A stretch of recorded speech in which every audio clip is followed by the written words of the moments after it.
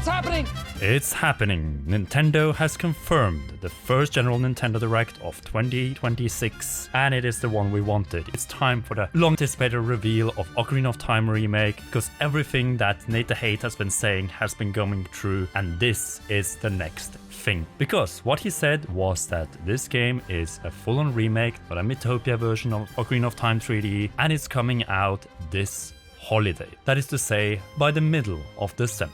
What can we really expect them from this Nintendo Direct, since it's been such a long time since September 2025? Well, for one, outside of remake announcements, as we have seen with Star Fox and most likely now with Ocarina of Time Remake, some brand new games, something we have been missing totally in 2026. Yes, Splatoon Raiders, which is coming out in July, was revealed in 2025, and really, after Fire Emblem, Fortune's Weave, we have had pretty much nothing. But let's start off with The Legend of Zelda and the 40th anniversary, because yes, Ocarina of Time Remake will be the big 40th anniversary game, but that doesn't mean that it's gonna be the only thing. But let's focus first on the return of the Hero of Time, and making sure that the game remains the game that is beloved, but modernized with better camera controls, with some features like loading screens being gone in most areas, minus dungeons, with some new content added, mostly based on COD content, so that you finally get a complete and full version of Ocarina of Time. There are many options when it comes to graphics, obviously, something we highlighted in our video as well, and we need to be aware that this can go many different ways.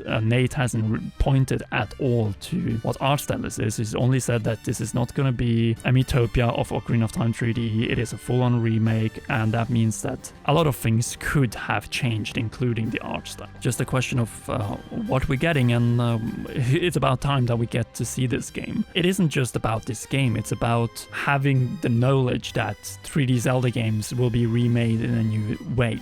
So after Ocarina of Time Majora's Mask, possibly already on Nintendo Switch 2, just later in the life cycle, and then later down the line, probably not on the Switch 2, The Wind Waker, Twilight Princess, eventually also Skyward Sword on a later system. But speaking of Skyward Sword, a Switch 2 edition isn't beyond the realm of possibility for Skyward Sword, but I'm sitting more with a feeling that we're ending up with a free upgrade, which, let's be honest, makes more sense in the style of Link's Awakening, Echoes of Wisdom last year. On the other side, we also saw Nintendo Switch 2 editions of Breath of the Wild and Tears of the Kingdom, where you have to pay for the upgrades, and 3D Zelda is a little bit murky here, unlike 2D Zelda. We need to still see the precedent of a 3D Zelda game getting a free upgrade. Even if Ocarina of Time ends up being that feared $80 physical, $70 digital game, having Skyward Sword getting a free upgrade could be a way of leaning into it and justifying it. Always kind of like when they take risks. I mean, I was somebody who liked Wind Waker. Even when they first announced Wind Waker, I was like, this is awesome and different and cool. I do think because Ocarina is so iconic that they do have to be really careful, but I also think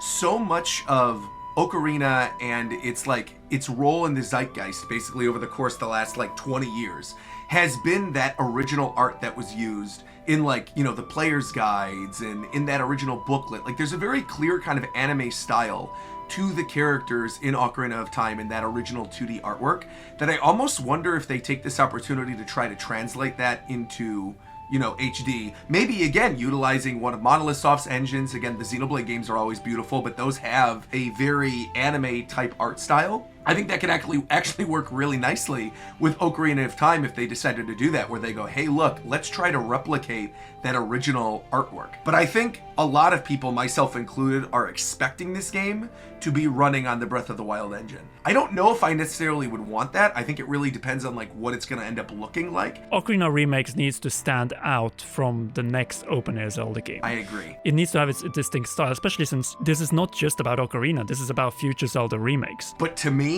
this has to, underline, has to have an orchestrated soundtrack. If this game does not have an orchestrated soundtrack, I will actively be extremely disappointed. I also think this is a good opportunity to do a fun little NSO shadow drop. One of the big things that a lot of people have been asking for on NSO is the ability to play Four Swords Adventures. They're probably going to hold off on Twilight Princess on GameCube NSO for an eventual potential Wii NSO type deal, just because obviously that game was a launch title for the Wii. It did come out on GameCube. A lot of people played it on GameCube. Maybe they'll put that on NSO, but I do think at least one Zelda NSO drop, movie news, and then depending on whether or not they have the closer, the Ocarina remake during this segment as well. Do you think maybe there's potential to bring it back to basics and have some type of like top-down NES, Super Nintendo style, or even like Link's Awakening style, like the remake Link's Awakening style Zelda maker, where it's like a top-down Zelda maker that you can then share with your friends, make dungeons? They tested this out a little bit with like the Dampe dungeons, but I think fleshing that out into like a full-on Zelda maker could also be something I could see working for the anniversary that probably wouldn't take nearly as much development time as like a full-fledged new built from the ground up 2D Zelda game. It would literally be the development of the sandbox. And we've seen throughout the course of like the GDC talks they did with Breath of the Wild that they've already been experimenting for years utilizing that NES style with like the Breath of the Wild elements of like natural physics and that kind of stuff. So I'm almost wondering if maybe that could be the 2D Zelda game, is like maybe it's a Zelda Maker style project. But I actually think what Nate was saying about 3D Mario not being this year doesn't necessarily stop a teaser for 3D Mario, because again, you look back at those Nintendo financials, you look at the situation they're in, you're looking at this hike increase. As much as I am not as big of a Mario fan as like the majority of other Nintendo fans, I can still acknowledge like 3D Mario is that thing that gets a lot of people talking and like buying systems. And I think even if it's not releasing this year, I truly think this closer has to be a GTA 6, Ocarina of Time, or like 3D Mario level thing. And if we're to assume that the Ocarina remake is part of like a Zelda's 40th thing that maybe opens the Direct, and there's not GTA announcement in this at all, I do think that the closer would probably be the teaser for the next 3D Mario, with the caveat that like this game is clearly coming out 2027. 3D Mario is like the Nintendo GTA 6, right? If Exactly. that makes sense. No, it totally It's like is. the most hype. Like the fact that it's been this ridiculously long since a new 3D Mario is crazy to me. So that's kind of like going to be their break glass in case of emergency kind of situation. Exactly. So yeah, maybe they would make an exception and show this game off like a year ahead of time, or unless, I don't know, maybe this 3D Mario game is coming out like earlier than holiday 2027, like maybe it's a spring game, although I feel like they would save that for the holiday with Mario. I do feel like Mario needs something at least in this Direct, unless they do it like they did in 2014, where they said straight out, there's no focus on Mario here, and it's like, I am getting dumped, I'm out, get my cut around, I'm out of here. Right.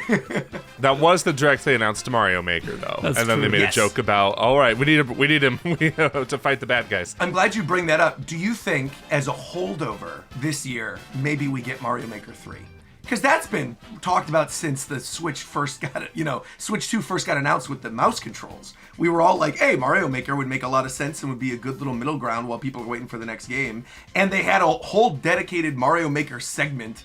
That was one of the best parts of the Mario Galaxy movie. Especially with Takashi Tezuka retiring this summer. This could be like his final send-off, pretty much. Yeah, I think Mario Maker makes sense in that regard. Question is, would they go 3D Mario then? Because it's That would be very tough, but I feel like they could do it, because it's like, I really feel like they got to do something like insane for me to be interested in another Mario Maker game. It's been a very long time since Luigi got his time to shine. That game needs to have a fourth installment. Question is, are we getting it this year? Do you think Luigi's Mansion 4 is taking center stage as one of the big new games this year? I've been saying that I thought Luigi's Mansion 4 made by Next Level is going to come this holiday. Looking at the lineup that they have and looking at how they've been like spacing out releases, I actually don't think that's happening anymore. Speaking of 40th anniversary, there's another one, and that is Metroid. We have gone 5 years since Metroid Dread. Is it time for Metroid 6 or a Super Metroid remake, Joey? If it's this year, the Super Metroid remake would come before Metroid 6, if the Super Metroid remake's even real. If it's not real, then Metroid 6 all the way, but I don't know if this is the year for another Metroid game, because we just got Metroid Prime 6 months ago at this point. I think people need to remember too that like Dread sold extremely well. Like, that is one of the best-selling Metroid games in the franchise, if not the best. It is the best selling. It is the best. So I think they know they're onto something. The version that most resonates with the majority of people out there, right, that are into Metroid are the 2D Metroid games. Will almost definitely be developed by Mercury Steam. I think, they've knocked it out of the park twice now. I am in agreement with Joey that it is too soon and that they probably are going to want to wait. That's like a year 3 or year 4 Switch 2 thing. But Tomb Raiders needed a final push before the July release. Out of other games, Switch Sports makes sense. Resort has been demanded for a long time. Then Fire Emblem Fortune's Weave, I really start feeling that this game is September. It just fits, like getting started with the more, let's say, serious part of the second half of the year. You have this game and then you get towards Ocarina Remake and whatever other new game you have. It could be also a new game from Monolith Soft. Of course, they like to maybe take a little bit more time with it, but it's been a long time since they had a brand new game. 4 years. Is it a new Xenoblade or is it something brand new? Finally doing that new IP concept art that we have talked about way too much and nothing has ever come from it. We started speculating on that concept art pre-COVID. Yeah. That's what we've been doing, prediction discussions on that concept art before we even knew what COVID was. So that's how long we've been in this. I hate to put this out in the ether, but like I think we might just get like Xenoblade 2 Definitive Edition or something. I think that could just be the Monolith Soft thing that's in this direct. Yeah, speaking of Switch 2 editions, Pikmin 4 has not seen any upgrades despite 1, 2, and 3. Well, 3 got a Switch 2 edition, didn't it? It's rumored to be getting one. Or it was rated. I think it was rated straight up. That's still so weird to me that Pikmin 3 Deluxe is the one that's rated, when, like you said, Pikmin 4, they would absolutely do like a Louis campaign as the add-on for the Switch 2 edition. And so the fact that we haven't gotten this after all this time, and they gave us that like free update last fall with like the decor Pikmin in the game, I am wondering kind of what they're waiting for. What about Smash then? How about this instead? Strap in, people. Strap in. All right. There has never, since this franchise has been released, ever been a first 2 years of console launch without a Smash game. This is happening. Regardless of like, oh, Sakurai's been working on Kirby Air Riders though, there's no way. Oh, he said Ultimate's the last one. You're wrong. Bro, Nintendo likes money. This has never not happened. It is happening. I think the question is whether or not it is a reboot or a Switch 2 edition, right?